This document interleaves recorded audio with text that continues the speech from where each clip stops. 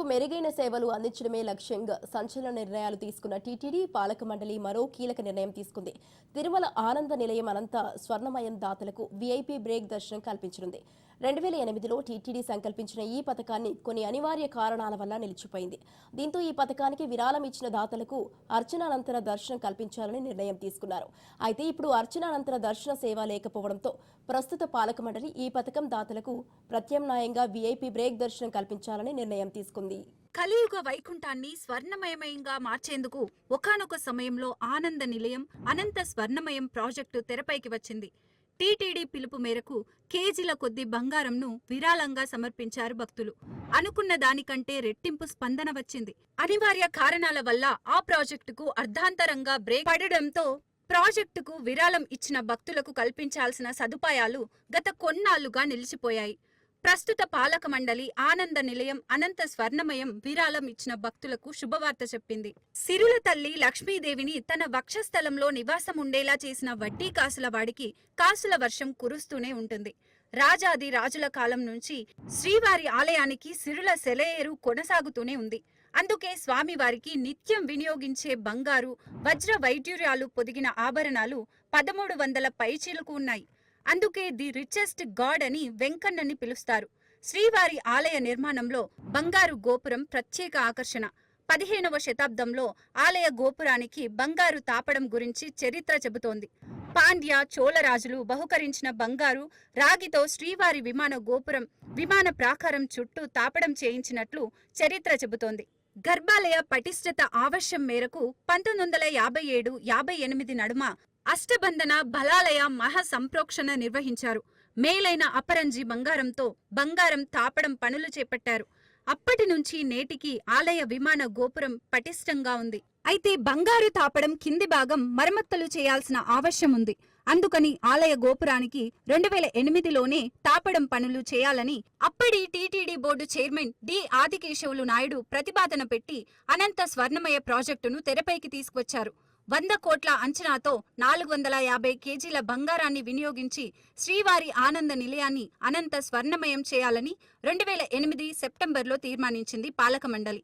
2008 October 1న ఈ ప్రాజెక్టుని అప్పటి సీఎం వైఎస్ రాజశేఖర రెడ్డి ప్రారంభించారు.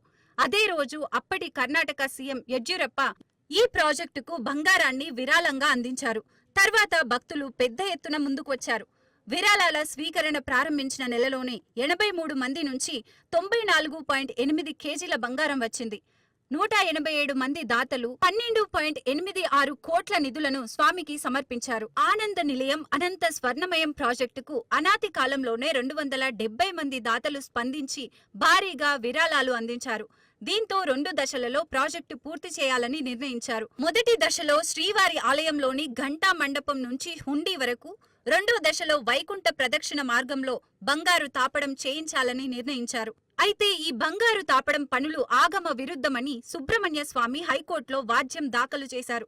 ప్రాజెక్టు టీటీడీకి భారమని భావించిన అప్పటి ఈవో వైఆర్ కృష్ణారావు అనంత స్వర్ణమయానికి ఫుల్ స్టాప్ పెట్టారు. ప్రభుత్వానికి వరుస లేఖలు రాశారు. మరోవైపు కోర్టు నుంచి కూడా ప్రాజెక్టు నిలిపివేయాలంటూ మధ్యంతర ఉత్తర్వులు జారీ అయ్యాయి.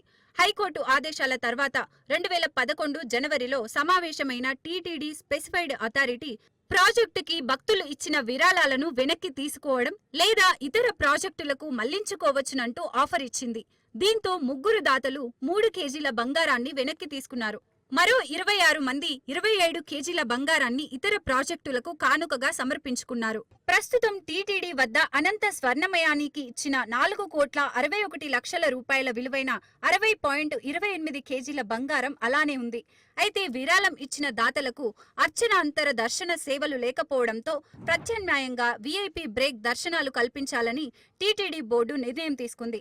అలానే కొన్ని ప్రత్యేక సౌకర్యాలను కల్పించాలని నిర్ణయించింది. అర్చనాంతర దర్శనానికి బదులుగా గరిష్టంగా 5 మంది కుటుంబ సభ్యులకు సంవత్సరానికి 3 రోజులు వీఐపీ బ్రేక్ దర్శనాలకు అనుమతిస్తారు. అలాగే 2,500 రూపాయల టారిఫ్లో సంవత్సరానికి 3 రోజుల వసతి కల్పించాలని నిర్ణయించింది. వీటితో పాటు ఏడాదికొకసారి 20 చిన్న లడ్డూలు ప్రసాదంగా అందజేయనుంది. దర్శన సమయంలో దాతలకు ఏడాదికొకసారి ఒక దుపట్టా, ఒక బ్లౌజు బహుమానంగా అందించనున్నారు.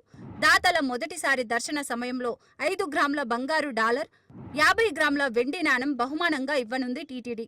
వీటితో పాటు ఏడాదికొకసారి 10 మహాప్రసాదం ప్యాకెట్లు అందిస్తారు. విరాళం పాస్బుక్ జారీ చేసిన తేదీ నుండి 25 సంవత్సరాల పాటు చెల్లుబాటులో ఉంటుందని టీటీడీ ప్రకటించింది.